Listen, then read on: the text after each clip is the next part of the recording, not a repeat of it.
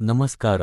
BSc medical laboratory technology ಅಂದರೆ BSc MLT ಮುಗಿಸಿದ ನಂತರ ನಿಮ್ಮ ಕರಿಯರ್ ಕೇವಲ ಲ್ಯಾಬೊರೇಟರಿ ಟೆಕ್ನಿಷಿಯನ್ ಆಗಿಯೇ ಸೀಮಿತವಾಗಬೇಕಿಲ್ಲ.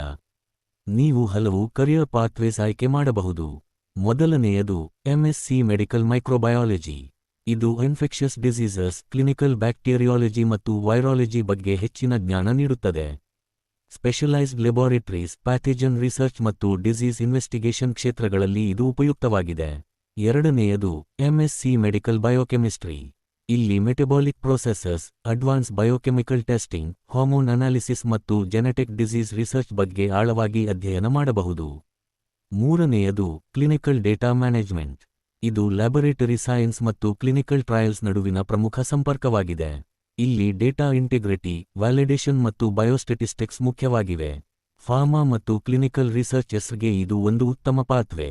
ನಾಲ್ಕನೆಯದು MSc molecular biology. Genetic analysis, disease markers, gene sequencing ಮತ್ತು ಪಿಸಿಆರ್ ಟೆಕ್ನಾಲಜಿ ಮುಂತಾದ ಆಧುನಿಕ ಕ್ಷೇತ್ರಗಳಲ್ಲಿ ಪರಿಣತಿ ಪಡೆಯಬಹುದು. ಐದನೆಯದು ಮಾಸ್ಟರ್ ಆಫ್ ಪಬ್ಲಿಕ್ ಹೆಲ್ತ್ ಅಥವಾ ಎಂಪಿಎಚ್.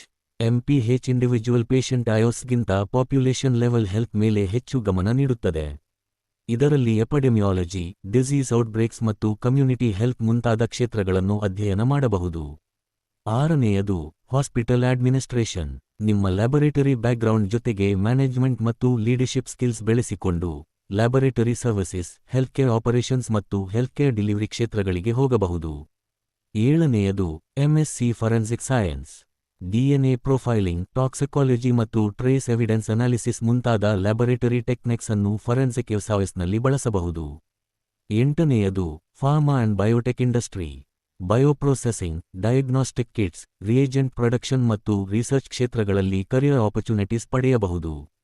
ಇದರ ಜೊತೆಗೆ laboratory jobs, clinical research, bioinformatics ಮತ್ತು ಜೆನೋಮಿಕ್ಸ್ ಕ್ಷೇತ್ರಗಳಲ್ಲಿಯೂ ಅವಕಾಶಗಳಿವೆ.